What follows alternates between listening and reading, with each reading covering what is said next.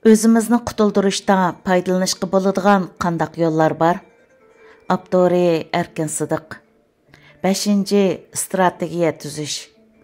Diktatorga qarshi siyosiy qarshilik ko'rishi har xil shaklda boshlanadigan bo'lib, hozirgacha bo'lgan kurashlarning ko'pinchisi oldin planlanmagan yoki tasodifiy holatda boshlangan.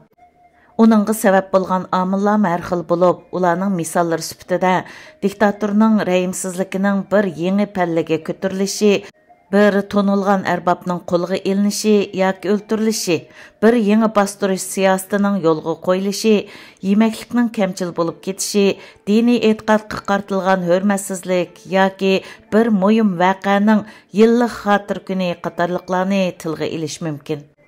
Tasodifiy boshlangan qarshilik ko'rishining ba'zi ortiqchiliklari bor bo'lsa-mu, uning foydasiz taraflari oz emas. Plansiz ish elib borganda diktator hokimiyatining qandaq inkas qaytardiganligi oldin mo'ljallanmagan bo'lg'achqa, ezilgan xalq ig'ir badallarni to'lab, ularning boshlagan ko'rishimi mag'lubiyat bilan oxirlashgan ahvollarmi ko'p bo'ldi. Köpləgən köreş yetakçiləri iş başlaşdan burun naiti astoydillik bilan bir strategiyalik plan tuzilishning intayin muhim ekanligini tonib yetmedi. Aşındaq bir ehtiyojni his qilolmadi yoki uningga odatlanmadi. Shuning bilan ularning qo'lida bir strategiyalik plan vujudga kelmadi. Mushundaq bir ahvolning yuz berishida diktatorga qarshi kurashga atlangan yetakchilarning strategiyalik plan tuzish jihatda maxsus tarbiyalanmaganligi bir muhim sabab bo'lib keldi. Hozir diktatorga qarshi kurashning usul choralarini oldin planlab, siyosiy vaziyat va ommaning ra'yi qachon tayyor bo'lganligini oldin mo'ljarlab, shu asosda siyosiy kurashni boshlashning eng muvofiq paytini oldin tanlash butunlay mumkin. Amaliyotda cho'nqur izdinish va o'ylanish orqali haqiqiy ahvolni va ezilgan xalqning qarshilik ko'rsatish imkoniyatlarini to'g'ri tushunish, kurashning eng muvofiq chora-tadbirlarini tanlab, g'alaba qozonishda kam bo'lsa bo'lmaydigan qadam bosqichlarning biridir. Hozirgacha diktatorga qarshi elib berilgan kurashlarga yetakchilik qilgan kishilar ichida qaysi ishlarni qilishni o'zlarining hissiyotiga tayanib qaror qilgan kishilar ko'p chiqdi. İşni undaq qilish yolg'iz shaxsiyatchilik bo'lib qolmay, ozodlikni qo'lga keltirishning bir umumiy strategiyasini vujudga keltirishni imkoniyatsiz qoldirdi. Diktatorga qarshi kurashni g'alabaga erishtirishda tövəndiki 4 narsa cho'qim bo'lmas bo'lmaydi. Birinchi, umumiy strategiya. Umumiy strategiya bir to'qinishda erkinlikka erishmoqchi bo'lgan guruhning barliq muvofiq hamda foydalanishga bo'ladigan mablag'larni moslashtirish va bevosita ishga solishni kontrol qiladi. Bu yerdagi mablag'lar iqtisodiy, insoniy, ma'naviy, siyosiy va tashkilot qatorliq mablag'larni o'z ichiga oladi. Umumiy strategiyaning diqqat markazi guruhning to'qinishdagi maqsadlari va mablag'lari bo'ladi. U to'qinishda qo'llaniladigan eng muvofiq harakat texnikasini belgilaydi. Umumiy strategiyani planlaganda yetakchilar diktatorga qaysi besim va ta'sirlarni paydo qilish zarur ekanligini tepib chiqish kerak. Shundaqla ozodlik ko'rishining dastlabki va keyingi bosqichlarini yo'lga qo'yishning shartlari va vaqtini belgilashi kerak. Umumiy strategiya o'xshamagan guruhlarga o'xshamagan vazifalarni va o'xshamagan mablag'larni taqsim qilishni belgilaydi. Ikkinchi, strategiya. Strategiya deganimiz bir to'qinishda har xil alayda maqsadlarga eng unumli yetish uqumiga qartilgan bo'lib, u umumiy strategiyaning kontrolligi ostida unum berdi.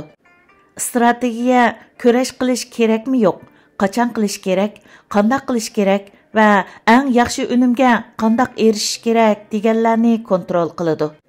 U ma'lum bir g'alabaga erishganda, u g'alaba mevasidan qanday qilib unumli foydalanishni belgilaydi.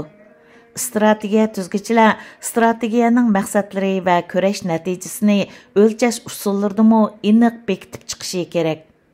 3. Taktika. Taktika cheklik shart-sharoit ostida bir xalqning kuchidan eng yuqori darajada yaxshi foydalanishga ishlatiladi. taktika bir cheklik ish harakat bo'lib, ma'lum alayda maqsadga yetish uchun qo'llaniladi. Qandaq taktikalarni tanlashni bir strategiyani amalga oshirishda bor bo'lgan kurash usullaridan qandaq qilib eng yaxshi foydalanish ehtiyoji belgilaydi. Strategiyalik maqsadlarni unumli ishga oshirish uchun uningga eng mos keladigan taktikalarni tanlash kerak. Ma'lum taktikani ishlatib qo'lga keltirilgan narsa strategiyalik maqsad bilan munosabatsiz bo'ladi ekan, undaq natija amaliyotda bir isrofchilik bo'ladi. Demak, xuddi bir strategiya umumiy strategiyaning bir qismi bo'lganidek, taktika bir keng doiralik strategiya ichidagi cheklik ish harakatni ilib berishdagi vositadan iborat bo'ladi. Taktika har vaqt kurash bilan munosabatli bo'lib, strategiya uningdan keng doiradagi narsalarni o'z ichiga oladi.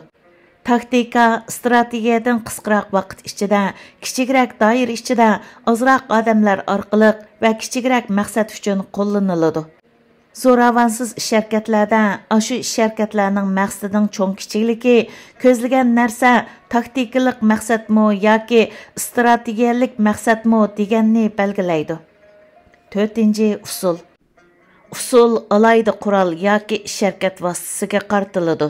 Zo'ravonsiz kurashlarda usul deganimiz ish tashlash, boyqut qilish, siyosiy jihatdan hamkorlashmaslik va shuningga o'xshash ish harakat shakllarini o'z ichiga oladi. Mazkur maqolaning 2-qismida bayon qilingan harakat turlari ana shunday usullarning bir qismidir. Mas'uliyatchan va unumlik strategiyalik plan tuzish, umumiy strategiya, taktika va usullarni to'liq tushunib, ularga to'g'ri aniqlama berish va ularni ehtiyotchanlik bilan tanlashga bog'liq. Bir diktatordan ozod bo'lish uchun izlagan xalq aqlini hisoblab turib ishlatib, shu asosda bir strategiyalik plan tuzib chiqishi kerak. Unda qilmaganda izlagan xalqning erkinlik uchun elib borgan ko'rishi nihoyatda ig'ir ziyonlarni tortadi.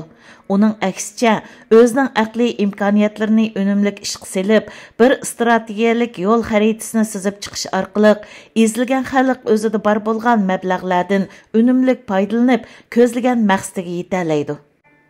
Chet eldagi Uyg'ur tashkilotchilari va faoliyatchilari ichida strategiyalik plan tuzish jihatda maxsus tarbiyalangan, strategiya tuzalaydigan yoki boshqalar tuzgan strategiyani o'qib yoki anglab tushuna oladigan qarindoshlarimizdan qanchasi bor?